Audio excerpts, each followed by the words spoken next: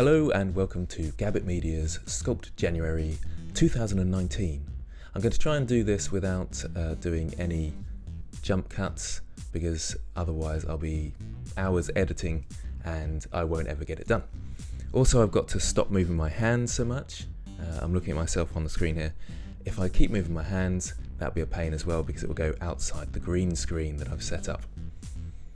Anyway, before I start, it's worth saying that all the links for brushes and how I set up my sculpts, things like that, are in the description.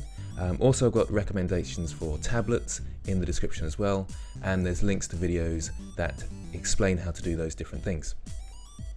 So let's start with today's sculpt. Yes, I took over 5 hours to do this, and I thought, right, I'll try and keep it simple and basic. And then I ended up spending 5 hours doing it. I suppose it's my own fault. I got over enthusiastic thinking, deep sea, what are we going to do? And I thought, oh, deep sea diver, but it's supposed to be beast, so I'll have a deep sea diver getting captured by a beast somehow. That'll be fun. I'm just going to move my screen a bit so I can see what I'm doing. So yes, it's ended up taking 5 hours. That's just the raw footage that I captured on the screen. There was lots of faffing around in Eevee, which really didn't work for me. I couldn't get the volumetrics working, so that was extremely frustrating. So I actually went back to 2.79 for the rendering. I wanted to do all my sculpting in Blender 2.8 as much as possible anyway, because it's nice to be able to see what brushes I'm using. And when I'm using Blender 2.79, I think it's a bit tricky to see because when I scroll through the menus, you can't quite see which brush I'm on and things. So hopefully it's a bit easier to see what I'm doing in Blender 2.8. The problem I had though, the auto mirror tool doesn't work yet, and the ball tools don't work. So doing things like his tank and all those sort of helmet features was a bit of a pain because really those are hard surfaces, and generally it's not a good idea to sculpt hard surfaces. You can set them up first and then do general small bits to them, but generally keep away from hard surface modelling if you're sort of starting off with a blob and trying to make a sort of car or something like that. So you can see me in a minute setting up the helmet in 2.79 and then booleaning all those things together. For the tentacle, which I showed earlier, I used the curve tool, so made a Bezier curve and made a circle as the bevel object, and then you just, in the curve options, you just click on the object that you want to be a bevel shape, and you can change the size of the different points along the curve with Alt-A. I think it's Alt-A, I actually wrote it down to remind myself. No, Alt-S for scale. So I scaled the end point so it comes into a taper. That's the thinking anyway, that's how I did it. Also, when I'm setting up the helmet here, you can see me creating a mesh. I was thinking of creating it nice and simply, then doing a multi-resolution to sculpt, and I really didn't have a plan of how I was going to approach this one. So it's a bit of a mess, but it worked in the end, but sometimes you have to sort of work through these plans. In a way, I'm still learning sculpting. You never stop learning. I've been doing it for quite a while now, but I still feel there's so far to go, and I'm looking forward to the opportunity of Sculpt January to really push my abilities and try and get that bit better. But yes, I have a long way to go, so still learning different features, different aspects, still learning Blender because now 2.8 has come around, everything's changed. And there's just a few things that are really frustrating. I had to go back to 2.79 in the end for the final render because I just couldn't get Eevee to work. I think my computer seems to be glitching slightly. Maybe it's the version of Blender 2.8 I'm using, but every time I tried to use volumetrics, it wouldn't show them, and then 5 minutes later it would show them when I'd suddenly changed like a principal displacement or whatever, principal shader, and but yeah, it just didn't work. Just take my word for it, it didn't work. So I went back to 2.79. Oh, this is kind of an interesting point. For the pipes, I used a skin modifier because I could have used the curve, but you can't split a curve into two to go into the two different tanks. So a skin modifier I thought would be a better option, and it did kind of work, so that's good. Also for my humans, I tend to just quickly get in the meta rig to pose them. So I join the surfaces to the meta rig. I'd delete a lot of the meta rig as well. That's the Rigify plugin.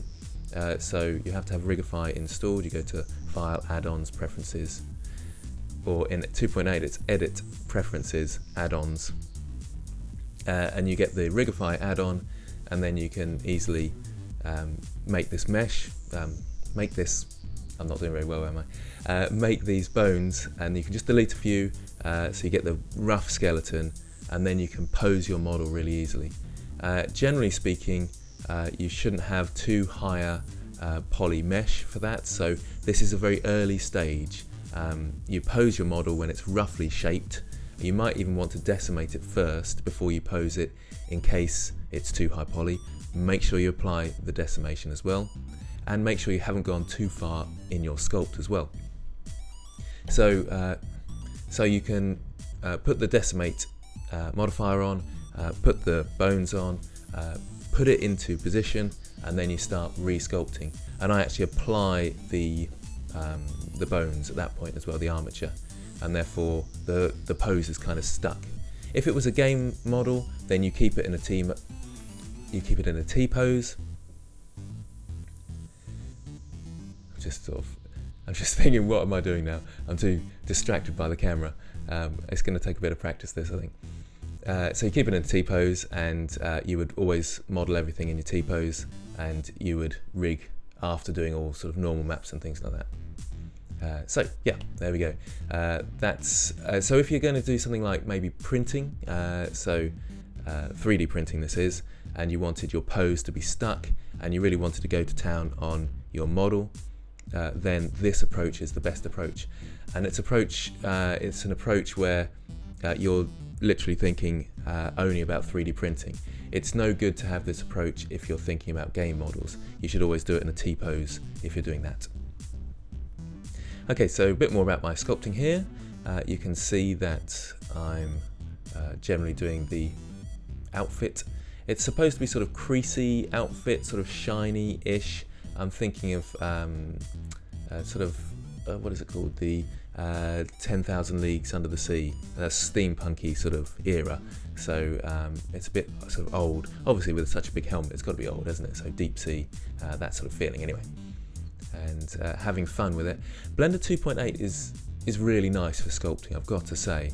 I'm enjoying it more than 2.79, especially as the brushes are just on the side on those the menu, so you can just quickly flick between your brushes with your pen tablet, and it's nice and easy.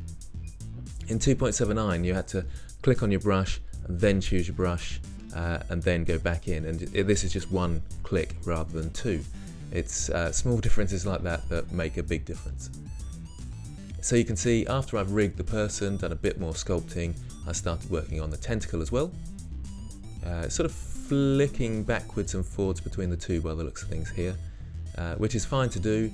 Make sure everything's set up, your pose is set up and you're happy with it before moving on to the detailed aspects. Every time I do a sculpt, it's blocking out first, the blocking out stages, then those mid-level details. So those are things like a few creases, the belt, those are sort of mid-level details, and then it's the fine details. So if I had any sort of really fine scratches or anything like that. Although I don't really go to a fine detail level in this model because it took me so long to get it going. Yeah, it's a complete oversight by my part, just being an idiot, and thinking that it was going to take me about 2 hours. I'm thinking 2 hours for each sculpt, and then about half an hour for the video, so I'm not going to put too much effort into the videos, hence why I'm trying to do it in one take and failing miserably. I can't even say that, you see. So you're going to see the real Grant Abbott at the moment, which isn't pretty. Anyway, back to this. So yeah, 5 hours, way too much, and that was just on the raw footage I had of the sculpt.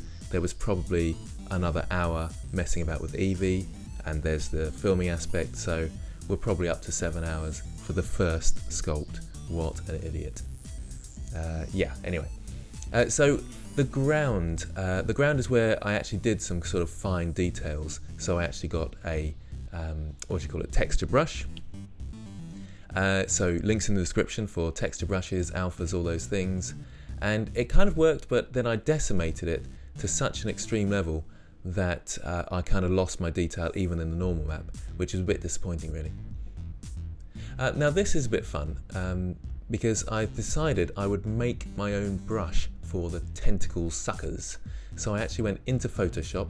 I think I recorded that. Yes, I did. Yep, I went into Photoshop and made a brush for my tentacle suckers. And actually it did save loads of time, so you can see me here. It took me a little while to set up the brush, and because I haven't had loads of experience in setting up brushes, I've done it a few times, but you just do a black and white mask, the white bits come forward, the black bits go back, and in fact the black bits stay the same, and the grey bits come forward slightly, the white bits come forward a lot. So you can see me setting up the tentacle suckers there with my new brush. If you want to have my brush, then send me an email and I'll send it to you. It's really not that exciting.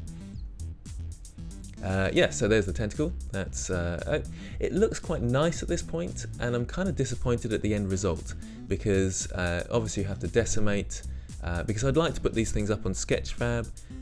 The old 2018, there was quite a strong link with Sketchfab at the time, so I'm assuming there's the same link this year. They haven't really talked about it, so I'd like to put them up there, and that means I need to decimate them quite a lot in order to get them onto their web format.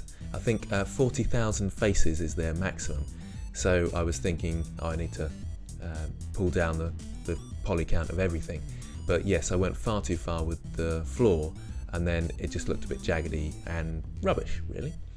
Bit of a shame. Also, the base is way too big. I think it would have been nicer, it would be more sort of compact when I was looking at it at the end. And those are the sort of things that I can't really spend the time tidying up, which I really should be if I were doing this for, I don't know, to sell. I probably will sell it anyway, in terms of put it up for sale anyway. But whether I'll sell it or not, I don't know. I had loads of problems with my normal maps. This was really frustrating, and I probably took about an hour trying to figure this out. And so I've skipped a load here actually, because that was probably at least an hour, like I say. But it was me, I just had one little face that I hadn't unwrapped properly somehow. I don't know how I managed to do that. So I kept going back to 2.79 and trying it there, and then it wasn't even working there. So I thought it was a glitch in 2.8, but it wasn't. Silly me. I think we're sort of coming towards the end now, so I'll stop rabbling on. Bubbles. I thought bubbles would make it look more underwater, and a few plants around the place, because it kind of looked like just a Martian landscape at the time. I would have liked to have got that sort of Eevee thing working with the volumetrics, but couldn't figure it out, so I went back to cycles. The biggest problem I had was trying to get my camera to track around my object so I could show it in the corner. Hopefully it's somewhere in the corner at the moment. Anyway, that's my first one, Deep Sea. I hope you enjoyed it. Thanks for watching, and I'll see you next time.